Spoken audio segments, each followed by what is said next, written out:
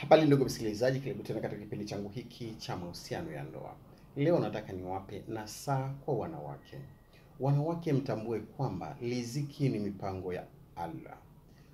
Mume anaweza kuwa na kipato cha chini sana au kidogo leo, lakini Allah anaweza kumuinua kesho. Wakati mwingine Allah humpa mwanamke kipato zaidi ili awe msaada, sio chanzo cha dharau. Na katika riziki zenu sisi tumewajalia baadhi yao wawe juu ya wengine ili wao watawaliwe kwa mengine. Zukhruf 43 mstari wa 32. Hivyo ukimdhalau mume leo, kesho akifanikiwa atakukumbuka au atakumbuka maumivu yake. Maneno ya majeraha na matendo ya dharau na amani ya ndoa inaweza kupotea.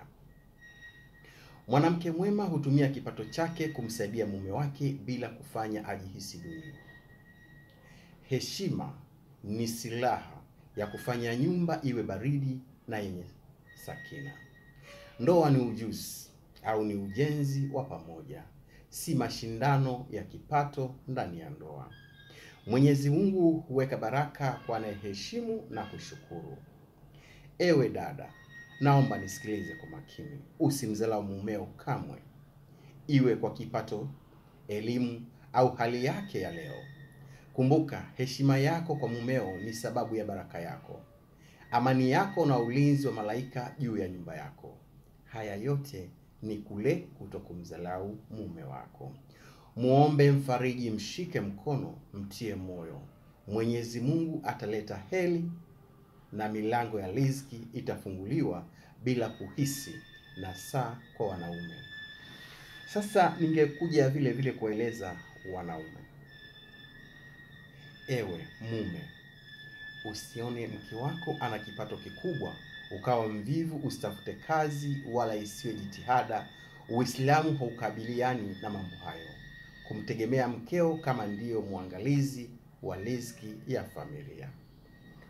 Mtume wetu amesema hivi: ni wajibu kwa mume kumtunza mke na watoto wake. Imepokelewa na Ibn bin Jalal.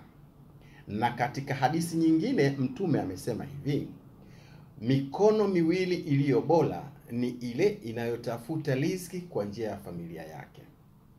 Hivyo mume mchapakazi hupendwa na Allah na mvivu huchukiwa na Allah. Wanaume ni viongozi wa wanawake kwa sababu Allah amewafadhilisha baadhi yao juu ya wengine, na kwa sababu ya mali wanayotoa kwa ajili ya wanawake. Al-Nisa 4:34. Aya hii inakumbusha kuwa uongozi wa mume si cheo cha kujivuna, bali ni jukumu la kutoa, kujituma na kulinda familia. Ukiacha kutafuta na kutegemea mkeo kwa kila kitu, unaporomoka katika wajibu huu mkubwa wa ndoa yako. Mtume alisifu sana wanaume wenye bidii akasema, anayetafuta riziki halali kwa ajili ya familia yake ni sawa na mjahadi katika njia ya Allah. Basi naona hapo utakuwa umenielewa. Lengo lilikuwa na wasihi wanawake na wanaume. Wala usikimbilie kumpa kila mwenye njaa chakula. Wengine wakishakula na kupata nguvu watakushambulia wewe kama jiwe. Basi kwa leo naomba niishie hapo, ila usisahau kusubscribe page yetu ili uendelee kujifunza zaidi pale tunapotaka kuwa nawe katika darasa hili. Asante na karibuni tena.